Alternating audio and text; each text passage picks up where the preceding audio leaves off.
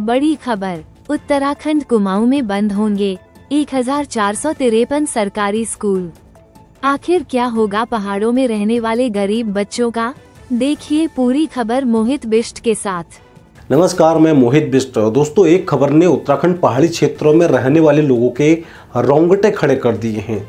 दरअसल यह खबर इस प्रकार है क्योंकि अब उत्तराखंड कुमाऊं क्षेत्र में 1453 स्कूल सरकार बंद करने वाली है, जिसके बाद में जब यह खबर अखबार के कट सोशल मीडिया पर आई तो लोगों ने कई प्रकार की इसमें टिप्पणी करी हुई है। कई सारे लोगों ने अपने सुझाव दिए हैं, कई सारे लोगों ने सरकार को कोसा हुआ है। तो इसमें हम कमियों को कैसे पूरा किया जा सकता है, उन दोनों की बात रखेंगे, तो वीडियो अंत तक जरूर बने रहिए। जी हाँ, दैनिक जागरण अखबार के मुताबिक उत्तराखंड कुमाऊं क्षेत्र में यानी 6 जिलों में सरकार 1453 प्राथमिक विद्यालय और उच्च प्राथमिक विद्यालयों को बंद करने वाली है। क्योंकि अगर प्राथमिक विद्यालय में 10 बच्चों से अगर कम होते हैं तो वह विद्यालय बंद कर दिया जाएगा। वहीं अगर उच्च प्राथमिक विद्यालय में 50 बच्चों से अगर कम होते हैं तो उच्च प्राथमिक विद्यालय को भी बंद कर दिया जाएगा। तो इसका जो टोटल आंकड़ा है वो है 1453, जिन्हें अब टोटल पूरी तरीके से बंद कर दिया जाएगा। वहीं सबसे ज़्यादा जो आंकड़ा है वो नैनीताल जिले में है, क्योंकि यहाँ पर 181 विद्यालय टोटल बंद होने वाले हैं।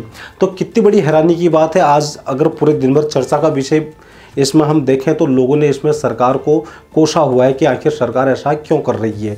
तो क्या सिर्फ इसमें सरकार को ही दोष देना उचित है? यह समझने वाली बात है।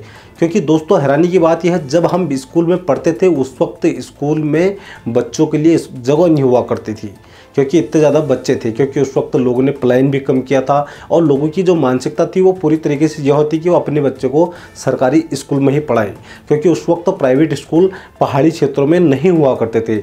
लेकिन धीरे धीरे आज पहाड़ी क्षेत्रों में ही देखें, अगर छोटी मोटी बाज़ारें भी, वहाँ भी एक एक दो स्कूल प्राइवेट खुल चुके हैं और लोगों ने धीरे धीरे प्राइवेट स्कूलों में जाना शुरू कर दिया है। अब समझने वाली यह बात है, क्या प्राइवेट स्कूलों में हमारे बच्चों को वहाँ पर अच्छी शिक्षा मिल रही है या हमारे बच्चे वहाँ पर ज़्यादा कामयाब हो रहे हैं? तो अगर सब वहाँ पर चले जाते हैं, अगर सरकारी स्कूल बंद हो जाते हैं तो क्या प्रभाव पड़ेगा, वह भी समझने वाली बात है। दोस्तों, अगर आज सपोज कीजिए सिर्फ 2000 रुपये महीना हम प्राइवेट स्कूलों में दे रहे हैं अपने एक बच्चे का, और क्योंकि अभी सरकारी स्कूल भी खुले हुए हैं तो वो सिर्फ महज 2000 रुपये प्रति व्यक्ति ले रहे हैं, एक एग्जाम्पल के तौर पे। लेकिन आप यकीन कीजिए, कल अगर सभी सरकारी स्कूल आपके आसपास अगर बंद होते हैं तो वही जितने भी आज प्राइवेट स्कूल 2000 रुपये ले रहे हैं वो कल उसकी 20,000 रुपये कर देंगे सीधे। क्योंकि होता यही आया है शुरुआती से। अगर हम वहीं जियो सिम की बात करें तो शुरू में यह फ्री में मिल रहा था, उसके बाद 199 का रिचार्ज हुआ, उसके बाद बढ़ते बढ़ते वही रिचार्ज आज 799 का हो गया है और आगे भी बढ़ते रहेगा। क्योंकि एक एस्ट्रोलॉजी है और साइकोलॉजी है, क्योंकि जब लोगों की उसमें चाहत बढ़ जाती है तो उसके धीरे धीरे दाम बढ़ते जाते हैं, लोगों को वह देना भी पड़ता है।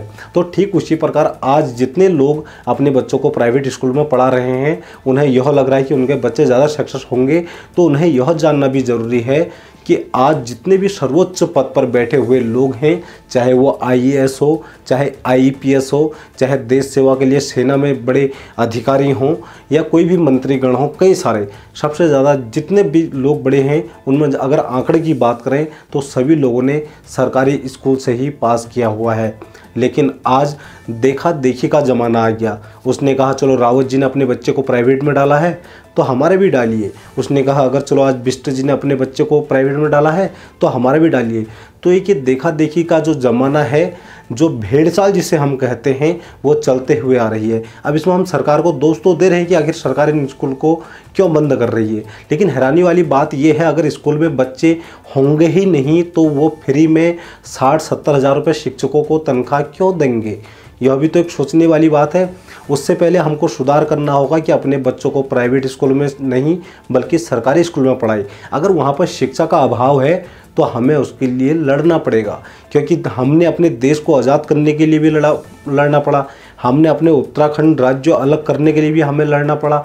तो लड़ाई तो लड़नी पड़ती है। अगर आप सोचो कि समस्या का हल सिर्फ ऐसे ही हो जाएगा तो ऐसे नहीं होता है। अगर आपका बच्चा प्राइवेट में पढ़ रहा है, अगर उसकी मानसिक स्थिति ठीक नहीं है तो प्राइवेट में भी सक्सेस नहीं हो पाएगा। और अगर जब वो पढ़ने में अच्छा है तो वो सरकारी स्कूल में भी कामयाब हो जाएगा, क्योंकि हमने भी सरकारी स्कूल से ही पढ़ा है, लिखा है और आज आप सभी के सामने बात करने के लायक भी हैं। जैसे हमें भी आज लाखों लोग देखते हैं। ये बात अलग है कि हम कितना कमा पाते हैं, कितना नहीं कमा पाते हैं, ये हर इंसान के ऊपर निर्भर करता है। तो अब सोचने वाली बात यह है, अगर इतने स्कूल बंद होते जाएंगे, इससे अधिक और स्कूल बंद होते जाएंगे, धीरे धीरे जो सरकारी सिस्टम है स्कूलों का, विद्यालयों का, वो पूरी तरह से बंद हो जाएगा। तो फिर आने वाले दिनों में अगर हम प्राइवेट सेक्टर की ओर जाएंगे, जिसकी महंगाई इतनी ज़्यादा बढ़ जाएगी, जिसमें आपकी भी हिम्मत नहीं होगी कि आप प्राइवेट में अपने बच्चों को पढ़ा सकते हैं।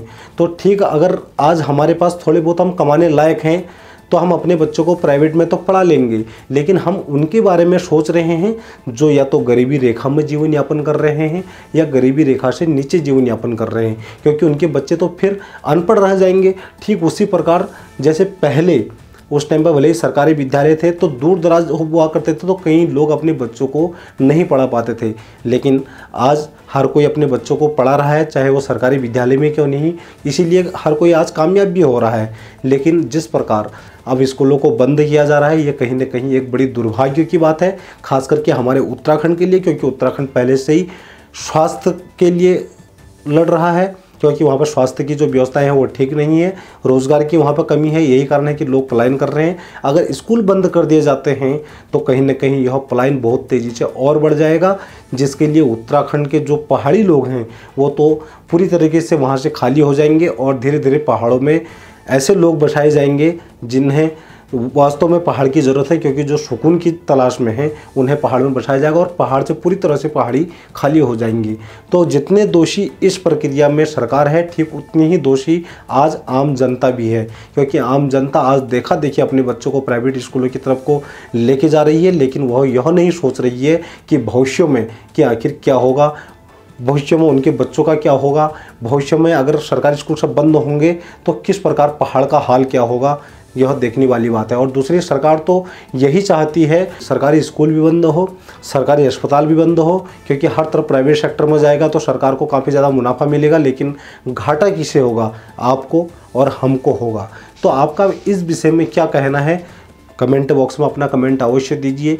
क्या वास्तव में जो सरकार कर रही है ठीक कर रही है, या फिर जो जनता कर रही है वो ठीक कर रही है, क्योंकि इसमें दोनों बराबर के दोषी हैं, क्योंकि जनता भी अपने बच्चों को कहीं ना कहीं वहाँ से हटा के जब प्राइवेट में डाल रही है, यही कारण है तभी सरकार उन्हें बंद कर रही है। क्योंकि एक टीचर की आज 70,000 से ऊपर ही तनख्वाह होती है, अगर वो स्कूल में बच्चे ही नहीं होंगे तो वो तनख्वाह क्यों देगी, ये भी तो एक सोचनीय विषय है। तो इसमें अमल करना चाहिए आपको, हमको, सभी को, तभी जाके उत्तराखंड में कुछ सुधार हो पाएगा। और हमें लड़ाई तो लड़नी पड़ेगी, अगर वहाँ पर जहाँ पर व्यवस्था सही नहीं होगी वहाँ पर लड़ना पड़ेगा, चाहे वो शिक्षा के लिए हो, स्वास्थ्य के लिए हो या रोज़गार के लिए हो। तो आइए इस प्रक्रिया में हिस्सा लेते हैं और अपना कमेंट अवश्य हमें दीजिए कि आपके इस विषय में क्या विचार हैं।